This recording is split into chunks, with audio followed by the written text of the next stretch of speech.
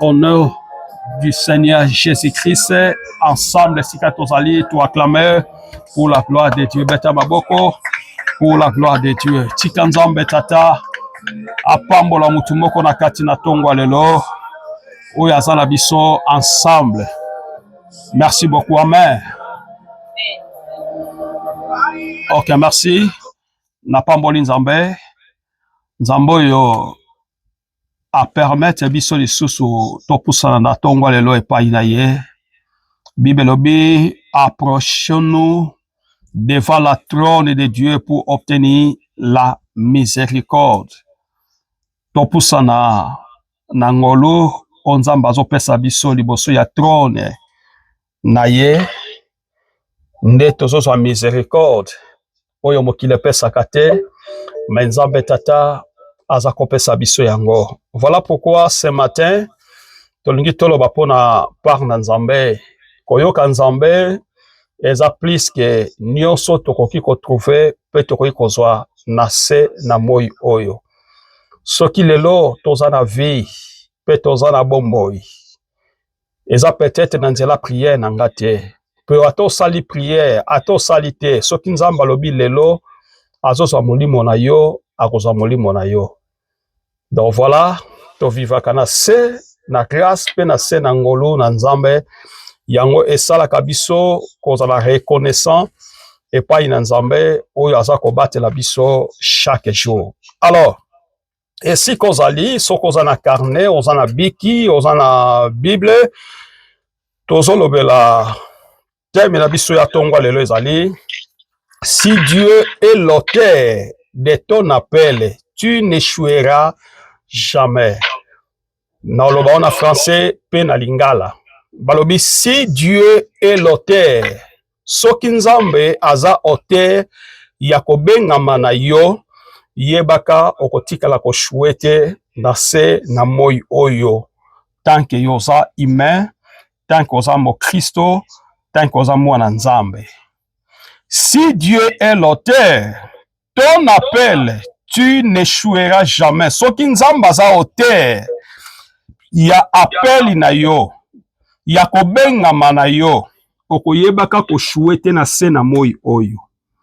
Même si le problème ekoki koyela yo, difficulté ekoki koyela yo, mais soki oza moto Nzambe aza ko préserver, c'est-à-dire Nzambe azotsa yo quelque part, Nzambe aza ko bomba yo, azotika yo chaque jour ko vivre na se na moi oyo, yeba que tu as une mission à faire devant Dieu.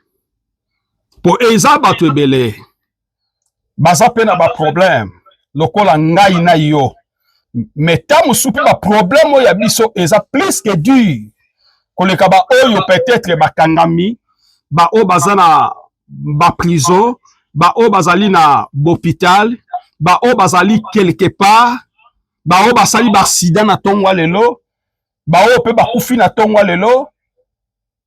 Mais elingi koloba te ke yo oza mosantu, elingi koloba te ke yo oza plus que bato wana, mais ezaka bolamu na Nzambe nde eza likolo na mutu na yo. Et Nzambe aza capable na nyonso, parce que c'est lui le maître, c'est lui l'auteur. Mais ce matin, nalingi koyebisa yo eloko moko, peut-être o comprenango bien te pourquoi Nzambe azotika yo o vivre na se na moi. Nalobi boy, moto mosupe akoko sala prière, mais liwa ekomeli ye, Nzambe azwi ye akei. Tokoloba te ke beto komi tusama te, ah, mais ye muta uta ki église, to mona pe batu na kati d'église muta kufi, auti na ndaku ya na ndaku peut-être bateka kama sangate, na ndaku peut-être ya mabete ou bien kote ke ska ya mabete, mais na kati dans la prière et muta kufi. Nga na mona te mais esi na yoka déjà que mutu balali veiller na kata mboko tozali aux États-Unis. Mutu balali veiller na kati na église, mais ekomi na moko ya losambo esila, mutu akwe ya kufi. Akufi na balabala te, mais akufi na kati église. Bien aimé. À des fois, nous devons voir des choses de Dieu na manière moko esali ya kozana bo respect, ya kozana bo bangi nzambe. Parce que Seigneur, il restera toujours Seigneur. Donc, asalaka makambo comme la Bible dit, il lui fait ce qu'il veut. C'est-à-dire, asalaka, oyo alingi asala, apesa kape ngolu na ye, naba oyo alingi apesa ngolu. Donc, ngolu na nzambe, tango eza ko demere likolo na biso, c'est-à-dire, tango nzambe azotikanga chaque jour, na lali, na lamuki, bien-aimé, ezali lipamboli na miso na nzambe. Parce que eza na force na yo te, eza na force na nga te, mais bolingwa nzambe nde. Parce que tolalaki, nzambe aki capable pe ya kolonaka apema wana kaka eze sala yo motu. Yango jo bazoloba, en réalité dans l'homme, c'est l'esprit.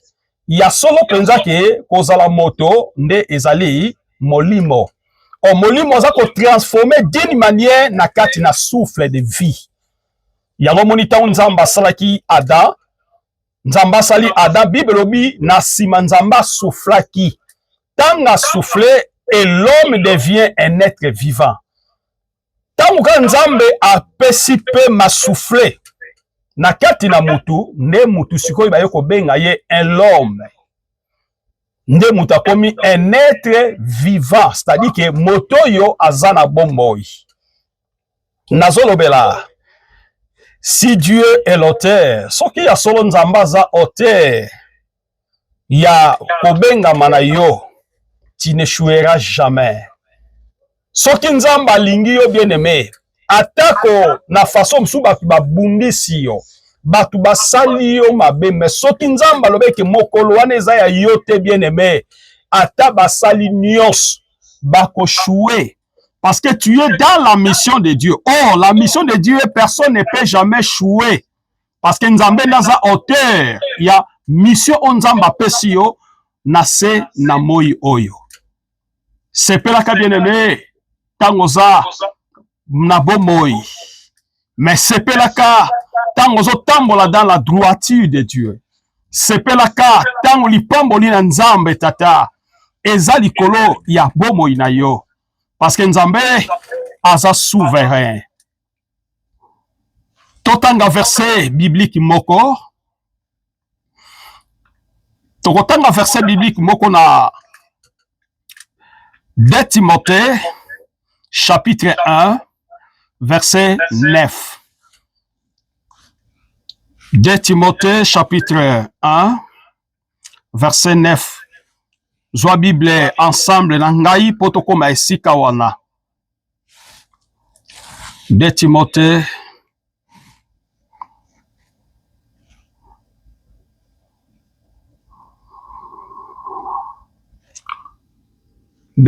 chapitre 1 verset 9.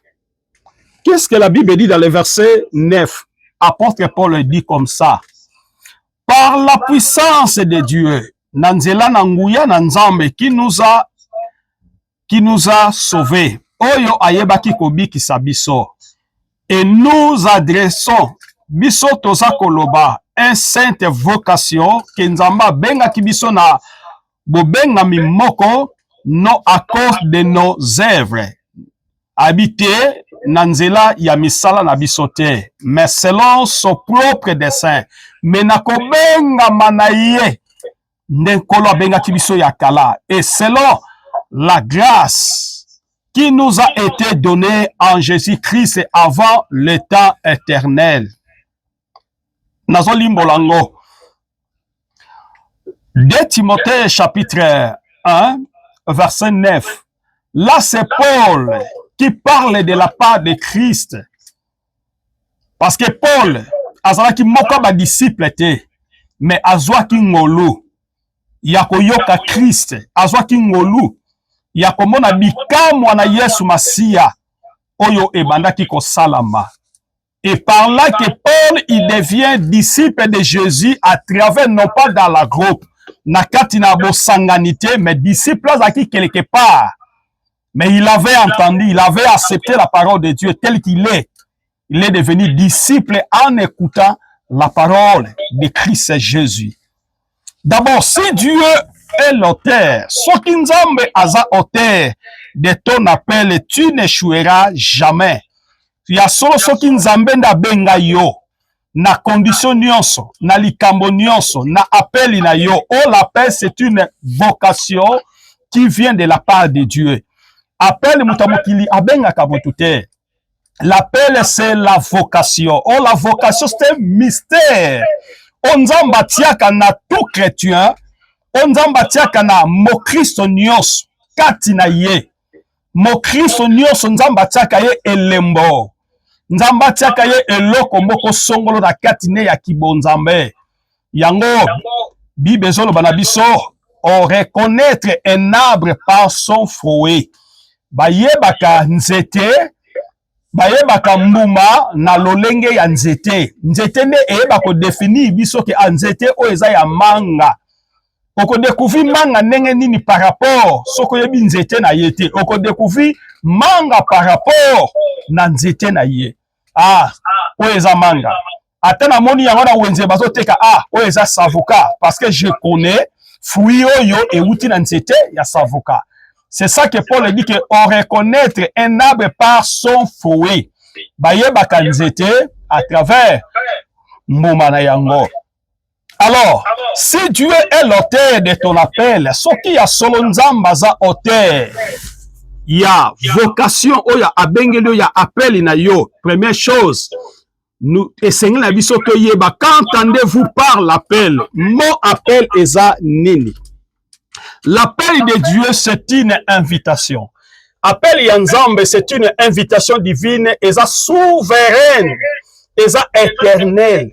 Soki Nzamba abengi yo na invitation, et puis abengi yo na sa divinité, et puis abengi yo na c'est-à-dire na kati na souveraineté na ye, c'est-à-dire Nzamba pesi motamokili akoki kolongola ngote.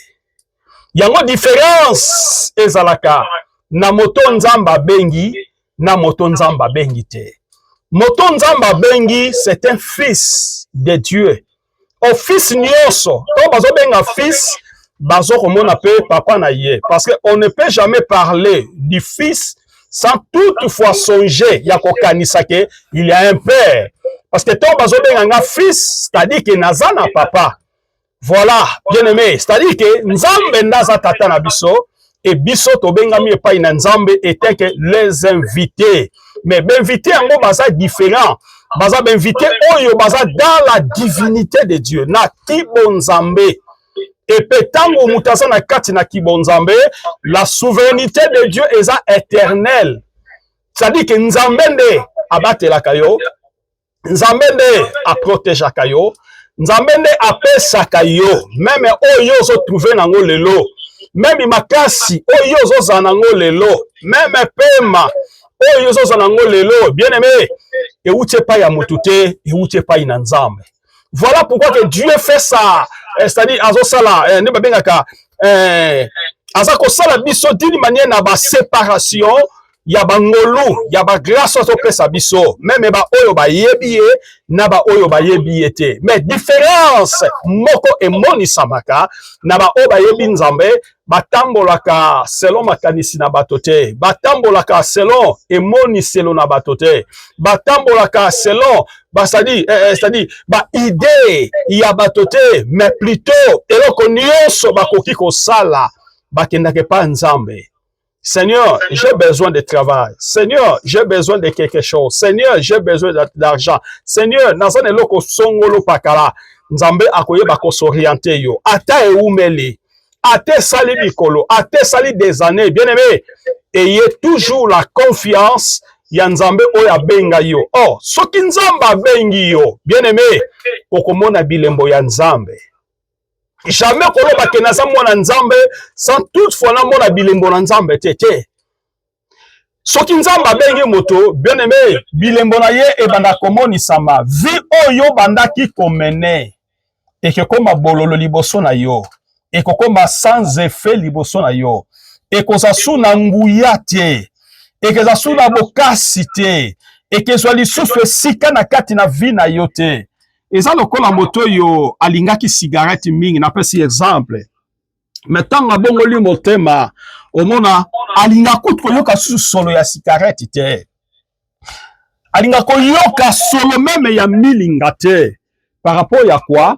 Abandi komona eloko wana ekoma ko étouffer ye. Eloko yazalaki nango ko sepela. Eloko yalingaki yango mingi. Metanga yambi Yesu Masia azwi esika na kati na vie na ye, eloko wana ekomi inutile. Liboso na ye ekomi na puissance susu te. Ekomi na ndeto bengaka nul sans effet à bon français. Eza susu na nguya te na kati na yo, parce que l'appel de Dieu ebandi ko benga yo na kati na invitation. Oh, tangu nzamba zo benga mutu na kati na invitation, moto abandaka ko séparer na babiloko ya bandaki kolinga, na banzela oya bandaki ko sepela na yango, peut-être ki banzela ya malamu te, peut-être ki banzela oyo ezaki ba bénéfice pa ina ye, mais nzamba bandi ko évacuer babiloko wana liboso na ye. Eza moko ya bilembo ya kolakisa ke Nzambe abengi mutu oyo, Nzambe abandi ko travailler na moto oyo. Voilà, bien-aimé. Il y a beaucoup de signes, bien-aimé. Oui, l'accent que motoyo azaya Nzambe. Motoyo, il y a quelque chose na kati na vie na ye. Soka ki na vie amour te, bien-aimé. Bolingo na Nzambe tata ebandi kozwa esika na kati na vie na ye. Ebandi kozwa esika na kati na vie na yo. Bien-aimé, moto Nzamba bengi, l'amour eza central. Il y a domaine nyonso, il y a ba branche nyonso, parce que l'amour ne esasosiaka, l'amour ne egadaka grâce na Nzambe. O Nzamba za kopesa biso chaque jour na bombo ina biso. Yango na baki, qu'entendez-vous par l'appel? Toyoka mo appel. Est-ce que appel les anini? Nalobi appel ezali moko ya invitation eza divine, pe yango ezali souverain, pe ezali éternel. Donc soki Nzamba bengi yo oza pona libela na libela. Ata soki okufi bien-aimé, Bible lobi mokolo moko tokosekwa, tango tokosekwa tokozala ba service akosala te bien-aimé. Tokozala kaka wana pona koloba ke Nzambe merci, parce que oza malamu. Lelo soki na netwami eza bolingo na yo kati na nga esila kite.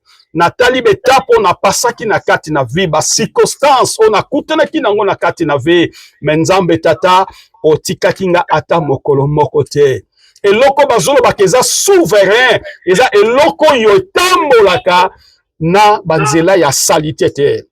Eza eloko etambolaka na babiloko ya mabete. Donc bomo ina yo mobimba okabi yango epai na Nzambe, ndenge apôtre Paul a lakisi biso na 2 Timothée chapitre 1 verset 9. Alobi, par la puissance de Dieu qui nous a sauvés, nanguya na Nzambe oyo kobikisa biso, et nous adresser une sainte vocation. Ayebaki ko adresser biso sainte vocation, non à cause de mon œuvre. Ezali pona misala na ngai te, mais selon son propre dessein.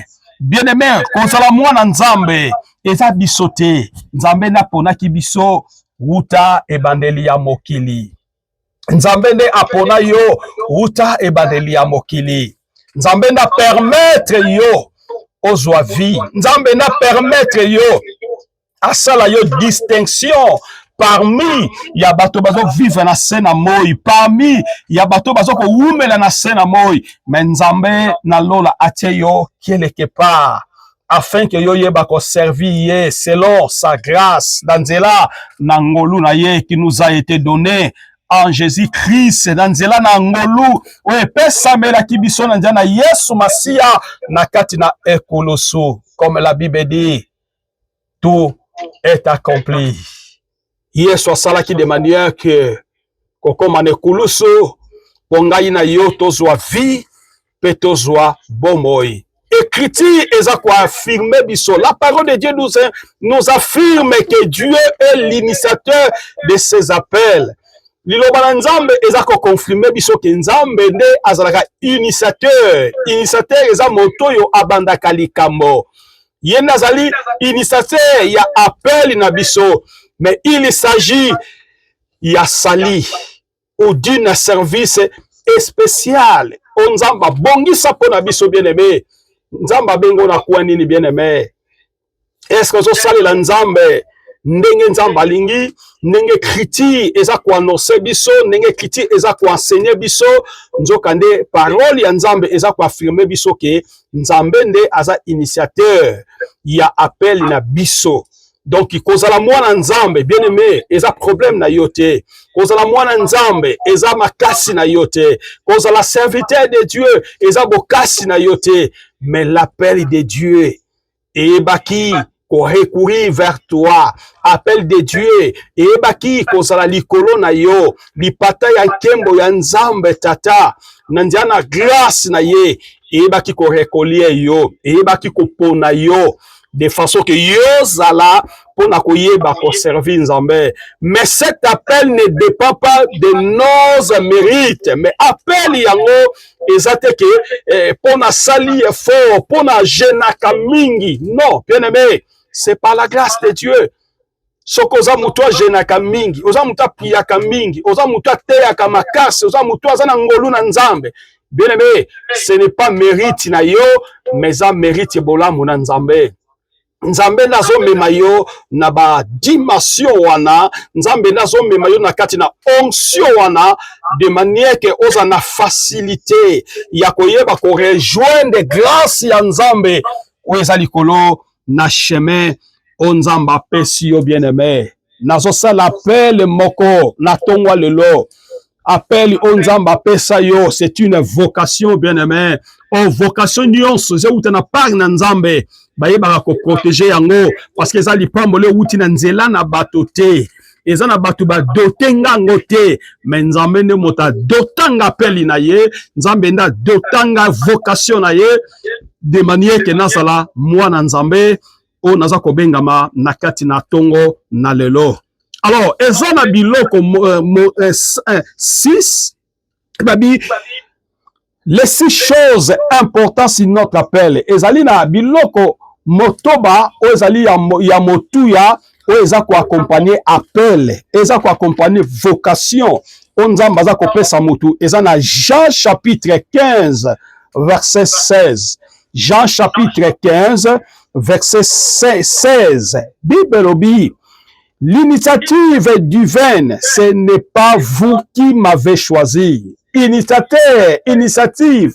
Onzamba zo pesa biso, jazoloba, eza bisote ndeto pona kinzambe. Yokana si sa phrase wana. Ce n'est pas vous qui m'avez choisi. Eza binote bopona kingai. Mais moi, ngai nzambe, je vous ai choisi, na yeba kiko pona bino, et je vous ai établi, afin que vous alliez porter boyeba kokende et que vous portez des fruits, portez boyeba kobimisa mbuma ya malamu. Donc tangu nzamba zobenga moto na mezi ya pele, na mezi ya vocation, nde na lobaki eza ba mérite, eze ute pai na motu te, mais eza ba mérite, eze ute pai na nzambe. C'est-à-dire nzambe nde a trouvé grâce likolo na yo. Nde nzamba do dote yo ba capacité wana, nde nzamba do dote yo oyo koki kozana ngote nda pesi yo. Voilà, tout est don, comme la Bible dit, tout est don parfait vient de Dieu. Ngolu nyonso ya motuya onzamba do pesa biso eutake pai na ye. Eutake pai na biso bato tenenge Paul alobi nzambe nde tata nde abengaki biso, ayebaki kopona biso, ayebaki ko établir biso, ape ayebaki kotinda biso de manière que bisika toza kokende to porter ba fruit ya malamu ya mbongwana. Moto oyo nzamba bengi ndenge nalobaki na debi nanga azalaka modèle. Aza modèle en parole, aza modèle en prière, aza modèle na respect, aza modèle na amour. Ba fruit, o ezali na Galates chapitre 5 verset 22. Il faut ces fruits commencent à manifester dans vous. Et sengeli ba fruit wana e banda komonisa kati na yo, oui en réalité tu es un enfant de Dieu. Mais lelo batebele bazobenga même bana nzambe, même basala nzambe kaka boye oza ko douter ye. Bazo douter pourquoi? Parce que bazo mona ba fruit ya malamu te liboso na yo. Oza exemplaire te bien aimé. Nangina si géré moto moko. Bondela nzambe tata.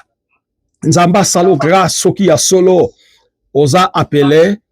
Oza na vocation ya nzambe ya quelque chose ya kosala na sena moi oyo. Mais bizaleli na yo, il faut échanger. Faut yeba ko vivre malamu ensemble na bato. Faut yeba ko solo la malamu ensemble na bato. Même devant parole na yo, il faut yeba ko parole na raffiné. Eza ba parole moko eza sekité. Eza ba comportement moko eza bizarre te bien aimé. Nous devons être des exemplaires afin de tirer ce monde. Parce que Mokili, et c'est à la bassine à gloire. Nenge Matthieu alobi, Matthieu chapitre 5. Verset 13, je pense que 13 jusqu'à 14, il faut que biso tozala lokola ba ville oyo eza likolo ya montagne oyo ekoki kozala jamais caché et comme référence ya toute personne eza référence oyo bato bakoatire kati na yo par rapport à ta comportement. Donc comportement ya biso ejouaka une grande rôle na kati na appel et na kati na vocation. Nzambe tata aza kopesa biso. La première chose que j'avais dit que l'initiative du vin oyo ezali ke nzambe nde a initiaka biso, nzambe nde aponaki biso, nzambe nde c'est-à-dire ayebaki ko benga biso, ayebaki ko pona biso pe ayebaki ko établir biso pe ayebaki ko tinda biso de manière que te porter ba fruit o ba fruit wana ezala digne. Deuxième appel, un appel fondé sur la grâce. Appel nyonso. Oyo nzamba pesi mwana nzambe. Oyo nzamba bengi moto. Ezalaka accompagné na grâce na nzambe. Un appel fondé sur la grâce de Dieu. Il nous a sauvés. Eloko liboso. Nzambe tanga bengi mutu. Nzambe abikisaka motu. Nzambe tanga aza kobikisa mutu. Nzambe aza kodresse banzela ya malamu de manière que nzela wana yoleka yango atokutani na problème, atokutani na difficulté, mais il est toujours Dieu, il te protégera toujours, il est toujours Dieu, il va te défendre toujours, il est toujours Dieu, il doit te conserver toujours, parce que vous avez une mission à faire devant ce monde, bien-aimé. Na yebisi mutu moko na tongwa lelo, ya solo soki nzambe abengi yo, na appel na ye ozalaka sous la contrôle du Saint-Esprit. Ozalaka sous la contrôle des grâces de Dieu. Grâce à nzambe ezaka toujours likolo na yo. So tangi yango na 2 Timothée chapitre 1 verset 9. Et nzamba kozala toujours mobateli na yo. Onyonso yo kosala, okosala sous la domination ya grâce nzambe asili kopesa pe ayebaki ko accorder likolo ya vie na yo bien-aimé. Troisième, l'équipe souveraine, l'équipement souverain. Nzambe soki abengi moto, nzambe asokipaka moto. Même na vie na yo mobimba, même vie na yo physique, vie na yo spirituelle, et Dieu va s'occuper de toi. Pas avec une intention mauvaise. Le kwa nzamba benginga, je ne peux jamais travailler na kotika la kaka kovanda na église pour église ne que lesanga te. Bien aimé, wana ozo comprendre appel te. Wana pozo comprendre vocation te bien aimé. Nzambe soka bengi motu, nzambe ayebaka ndenge nini au fur et à mesure akendaka na motu. Soki nzambe alingi apesa yo musala, akopesa musala. Soki nzambe alingi yo zala moto yo, akoki kosala musala moko songolo te. C'est-à-dire que toute votre vie dépend de Dieu. Là, c'est une deuxième dimension de la vocation de la part de Dieu. Mais la première dimension, tu es capable de travailler, tu es capable de faire tout ce que les hommes font. Mais on a toujours sous la protection et la grâce, il y a équipement, il y a souveraineté, il y a nzambe tata. Et dans Actes chapitre 13, verset 12, la Bible dit, mais mettez-moi à part Paul et Barnabas. Paul azoloba, nzambe ayebaki kotia ye, ayebe kotia ye atie Paul kotoyo, atie Barnabas kotoyo, pe atie Saul kotoyo, po ba yeba kosala musala nzambe malamu bien-aimé. Po ba yeba ko servir nzambe malamu, na si sa phrase ango. Mettez-moi à part Barnabas et Saul pour l'œuvre à laquelle je les ai appelés. Na musala oyo bayebaki kobenga bango. Tala tangi nzamba zo benga mutu. Yemoko akomaka souverain. Nzambe na sokipaka na mutu bien aimé. Nzamba yebi modèle ni na komemela yo. Nzamba kobenga deux personnes na même appel te, na même fonction te, na même grâce te, na même dimension te, mais Dieu va faire la séparation. Et à chacun de nous, la grâce a été selon le don de la mesure de la foi. C'est-à-dire, et condition que se dépendre. Nzambe tanga benginga, ngane siko funa profondir ma façon de vivre avec Dieu, mon intimité avec Dieu, c'est là qui me fera un grand homme. Il y a que ça langa yimuta monene, il y a que ça langa un homme charismatique, il y a que ça langa un homme de la parole, il y a que ça langa un homme puissant, parce que nzamba bengi bino, mais mutu na mutu azana manière oyo comprendre nzambe, et cette manière nde yango ke mema mutu na kati na souveraineté ya nzambe. Ya grandeur ya nzambe, ya dimension ya nzambe, ya koluka nzambe na mozindo, et nzambe tata akoyeba ko assister yo selon Actes des Apôtres chapitre 13 verset 12.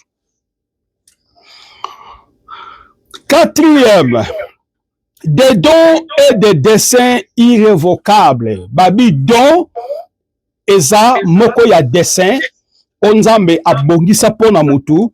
Et puis yango ezaka irrévocable, c'est-à-dire balongola kango te. Nzambe soki apesi moto, apesi yo.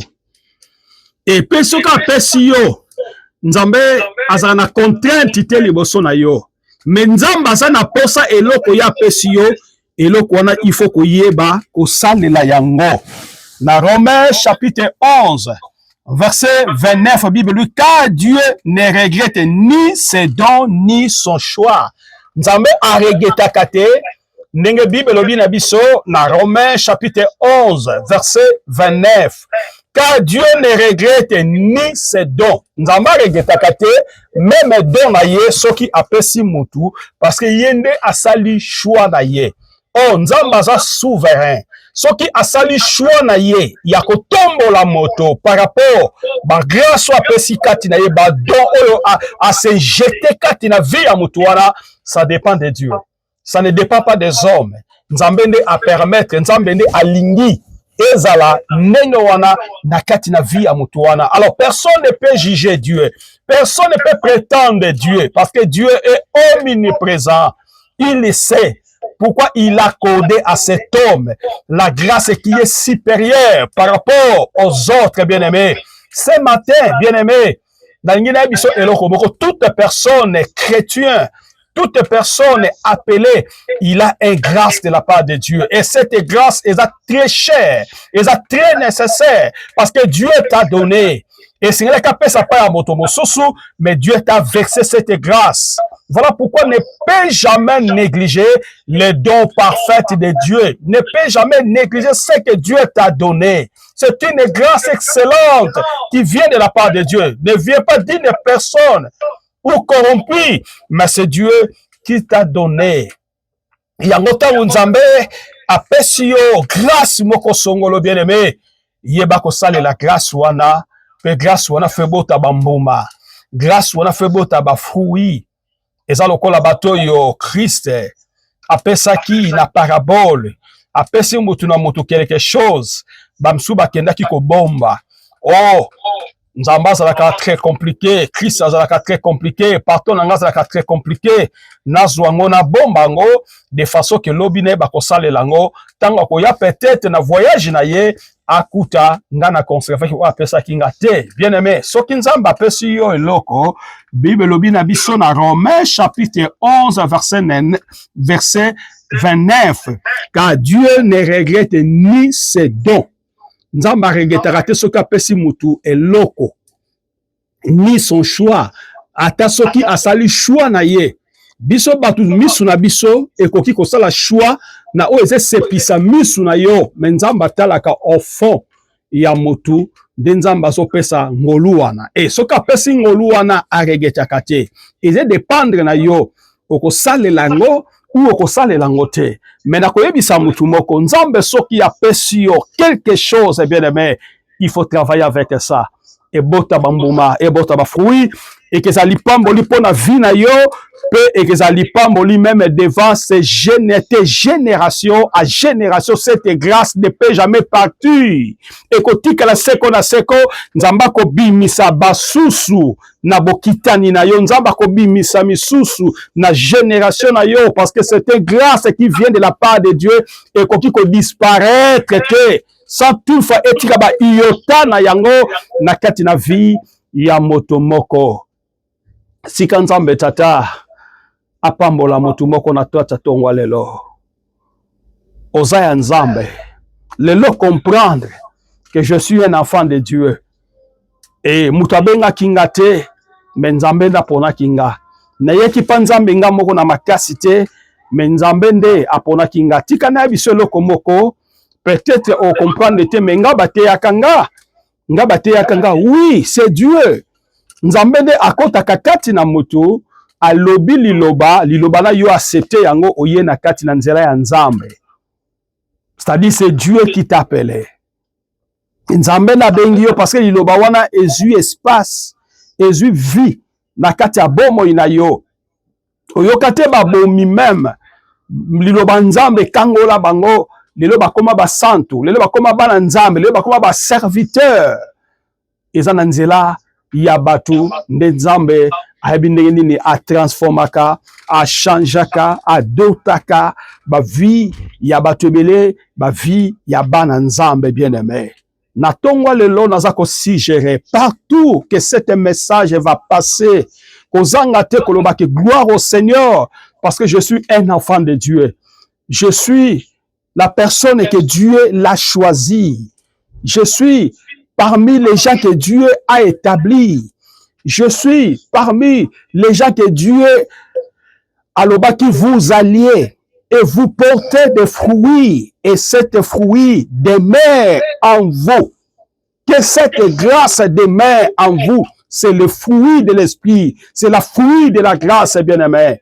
Natongwa lelo, nzamba zala nzambo ya benga kiyo, nzambo ya confirmer son appel, aza initiateur ya vina yo na kati na tongwa lelo, loba Seigneur merci. Batu baza ebele, me oponi ngai. Na miyoki mawa, na mitali lolenge naza Seigneur, nga naza nani po nzamba pona nga. Nga naza nani po nzambe akomisaka ouvrier na ye. Nga naza nani o nzamba akendaki koluka nga na vio nazalaki nango ya sanko yeba liloba nzambe.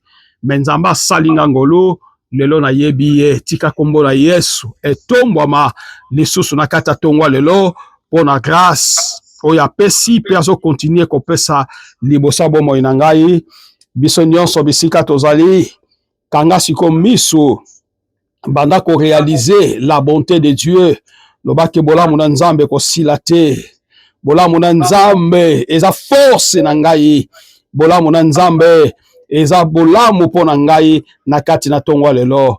Yango kanga miso na yo bondela, loba pe zwa kembo, zwa lokumu na osali pona nga, to bonde na kombo na Yesu Masia. Bondela.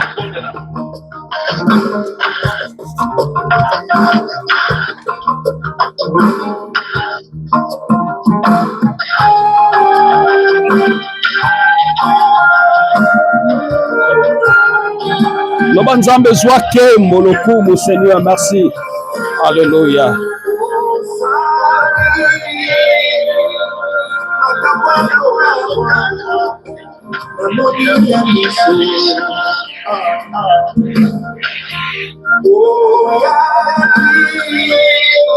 Alléluia. Gloire au Seigneur. Gloire au Seigneur. Alléluia. Oh Seigneur, merci. Makambo akokamwa namoni na miso na ngai Yesu Masia nzamba bikamwa. Alléluia. Oyaki na nkembo na gloire. Oh Yesu, Yesu, Yesu, Yesu, soki yote, soki yote. Salie kokamwa. namoni na miso